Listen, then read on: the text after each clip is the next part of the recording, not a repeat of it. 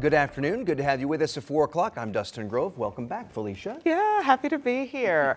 All right, we have lots to get to today. Alumni of Martin University are calling for new leadership to keep the predominantly black institution open. This is a story that has captured the community's attention the last week or so. Rich Nye is here after talking with graduates today who say they've been left in the dark about the school's financial troubles. So last week, Martin University announced they were having a pause in operations. Then when the semester ended, all the school's employees were terminated.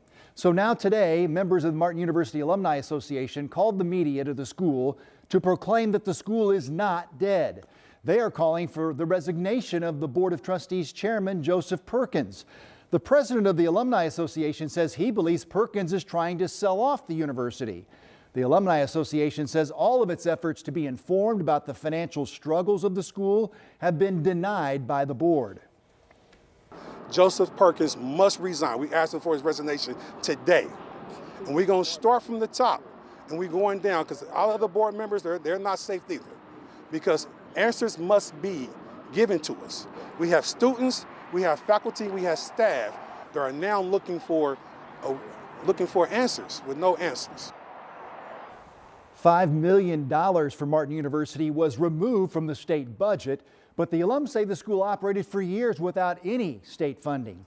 They say the school can move forward with support from alumni and the community of Indianapolis. They believe that Martin University plays an important role in higher education as the only predominantly black institution in Indiana, and that must continue. And I just received reaction from Martin University. The school says it was the entire board's decision to pause the operations and student enrollment because of the financial and student enrollment challenges. And the statement says that the board is exploring ways that they can continue Martin's mission of providing education to an underrepresented population. So as it stands right now, though, the classes will end. Operations They have ended. They have ended, right? Yeah, the 'cause semester's we're almost over. at Christmas, so it's done. So No classes next semester as far as we know. Okay, so what's next? I think that's what's so frustrating is that there's still so many answers. So if you are still seeking a degree there, then what are your options Right. and what's being done? And it doesn't seem as though enough has been communicated to satisfy their needs. Right. There's just no resolution at this point. Yeah, it feels like it's hanging in the wind. To that point, Felicia, I'll talk to a student at 5:30 who was just 2 classes short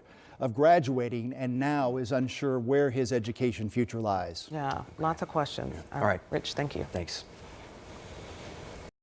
A child predator with known victims in nearly every U.S. state and 5 foreign countries is likely to spend the rest of his life in federal prison. We just got back from this press conference with the U.S. District Attorney for Southern Indiana and the FBI announcing the sentence for 31-year-old Austin Ryan Lawless of Colorado.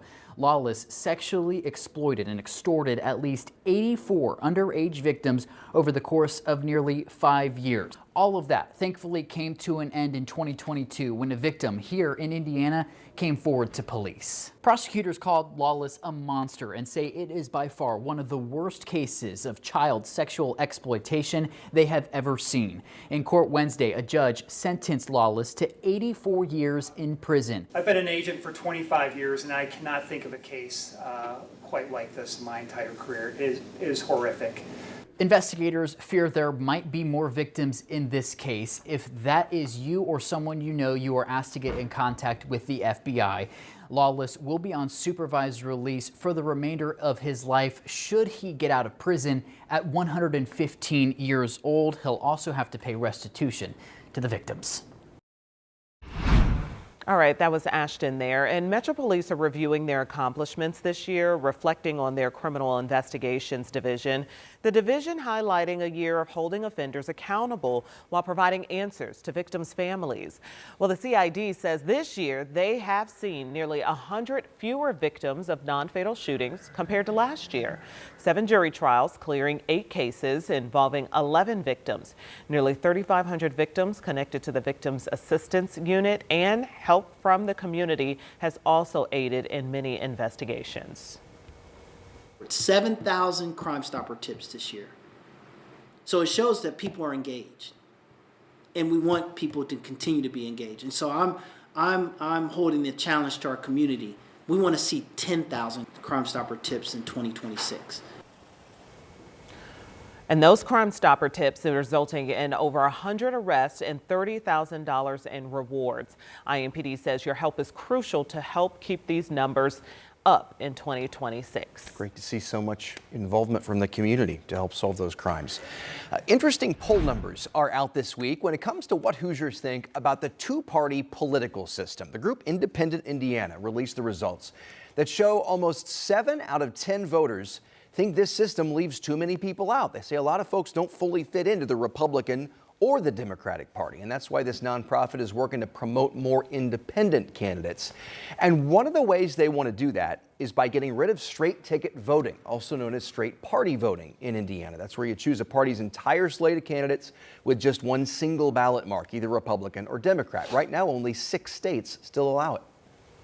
I think it's bad for all candidates when you don't have people who are engaged in figuring out who is running, why they're running, who they want to support. I think we've seen really the fruits of that. We want more people to be involved and engaged and caring about who they're voting for.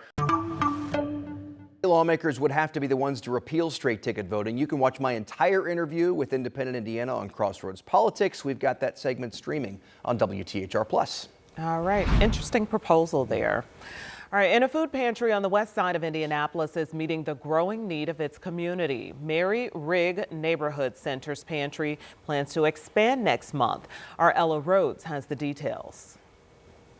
Just steps down the street from Mary Rigg Community Center will you find its new expanded food pantry right here on Morris Street and Belmont Avenue.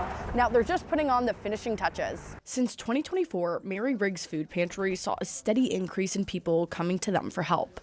They say 2025 is on track for a 32% increase in pantry participation. Usually there is a long line outside the center ahead of the distribution. This is the inside space where they serve up to 150 families per week. Mary Rigg Neighborhood Center President Heather Pease says the new pantry will combine with another one nearby. The new site will have deep refrigeration, fresh produce, and dry food. Instead of the typical pantry line, it will be a grocery store style. We want to increase the dignity of choice, and we want to increase healthy options available for the neighborhood. So because we'll have deeper refrigeration and freezers, people can select the food that's right for their family. The expansion costs $826,000, and the center is just $50,000 short of that number. They plan to open the new food pantry in January. In Indianapolis, Ella Rhodes, 13 News. All right, Ella, thank you very much. As we take a live look outside, you guys notice Ella didn't have a coat on today. Yeah. Did not need it. Yep, you just need a little sweater because we saw temps close to 50. They got high. Yeah, it's very nice and put a pep in everyone's step. Yeah, it did. I noticed It makes a difference. I noticed on the bottom of the screen, though, it said wet and windy. That's ahead tomorrow. Yeah, that's going to Okay. be our conversation as we go into tomorrow afternoon. But we have to look at the temperatures, and I want you to think back to Sunday morning when those wind chills were 25 below. That means this afternoon was feeling anywhere from 70 to nearly 80 degrees warmer. Double Nichols in Bedford. What a beautiful day. 46 in Indy. 39 in Kokomo, still well above where we've been the last several. And we've had some sunshine on top of that. And if you look too, look at Bunker Hill, eating away at the snowpack. You see the Country Club of Indy there as well. We're starting to see way more grass here. So we told you we were going to peel this all away before we get to Christmas morning. This pattern flip is going to be dashing white Christmas dreams here this year. 46 southwest wind, not real strong right now. In 24 hours from now, we're going to have gusts at times approaching 45 to 50 miles per hour. It's coming from a weather system way back to the northwest, and this thing is going to come cruising in here tomorrow. Now, I will say, tomorrow morning, I think it's going to be damp. It's going to be more clouds and mist. The heaviest rain and rumbles of thunder with the front will not get in here until like the middle part of the day and the afternoon and early evening. That's when we'll get into some downpours. But heading to school, heading to work tomorrow morning, there's going to be fog, there's going to be showers, and look at these temperatures tomorrow morning. We're going to get in the 50s area-wide for tomorrow, but a temperature tumble will give us a flash freeze potential. I'll have more on that ahead in the 7-day outlook.